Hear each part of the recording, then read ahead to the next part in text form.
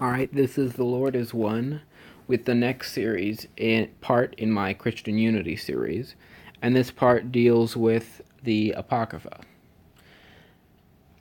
So, as I've been bringing up a few other times, this quote from Martin Luther, where he regards Augustine as the greatest teacher. Now, I keep bringing up this passage because a lot of the things that Protestants will criticize Catholics for, and potentially other groups for, are things which Augustine accepted. And so, if you're going to condemn Catholics for doing this, then you have to condemn him too. But if you're going to accept Augustine as a true Christian, not only as a true Christian, but Martin Luther holds him to a very, very high status, then you're going to have to say that these doctrines are not heretical. But I also want to stress, so anyway, here's the quote from Augustine showing that he did in fact accept the books of the Apocrypha. But I also wanted to show that even during his day, not all the churches had the exact same canon of books. And as you can see here, and this is, by the way, still happening within the Orthodox Church today. I mean, different Orthodox churches have slightly different canons, especially in regard to the Old Testament. Because the New Testament is generally speaking agreed upon.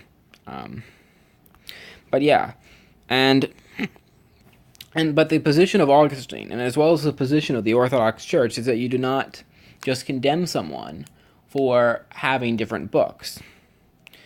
And clearly Augustine recognizes that different groups have different books in this quote, but he establishes that if they're included by all the churches, they have greater authority, and if they're used by less of the churches, they have slightly less authority, at least on the whole, as with regards to official doctrine for the entire church.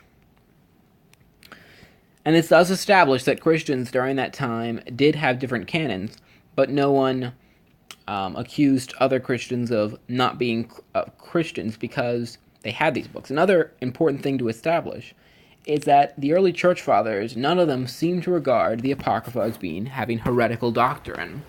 Meaning that if you even go to the church fathers, who seem to reject certain Apocrypha books, or at least didn't have it in their official canon, they did not regard these books as having heretical doctrine. In fact, they even recommended that you would read some of these books for doctrine and for teaching. This indicates that these books were not viewed as heretical, and even, of course, Jewish people do not regard these books as being heretical. The book of Sirach, for example, is quoted numerous times throughout the Talmud. In fact, in the Jerusalem Talmud, he is mentioned very frequently as a Talmudic sage. So these doctrines found in these books are not considered heretical, and even if they are rejected from the official canon of Scripture, they should not be considered of heretical doctrine.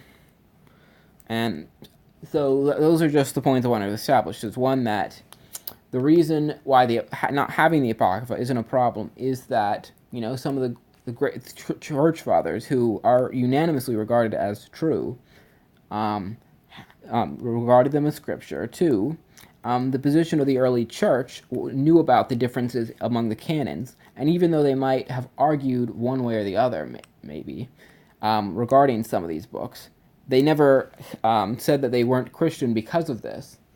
And three, these books do not contain heretical doctrine. The reason why you should reject, for example, or a Mormon, it might be bad when they have the Book of Abraham or the Book of Mormon, because those have heretical doctrines in them.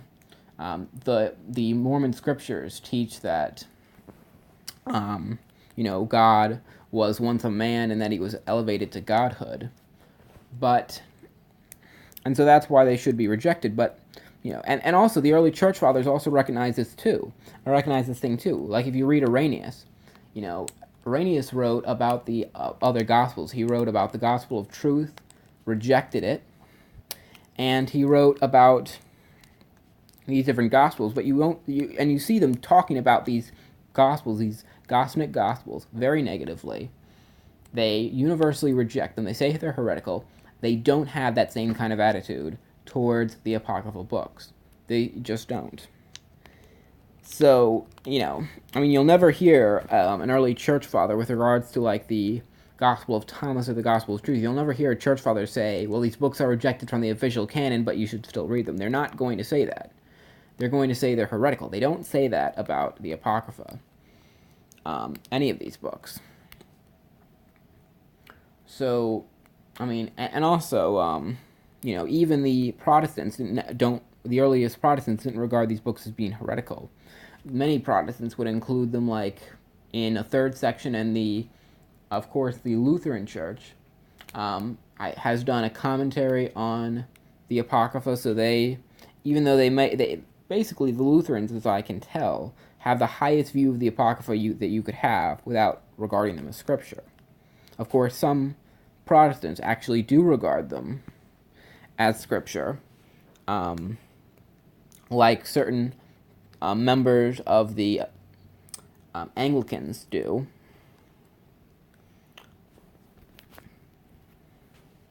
But, yeah. So, thank you for watching, and God bless.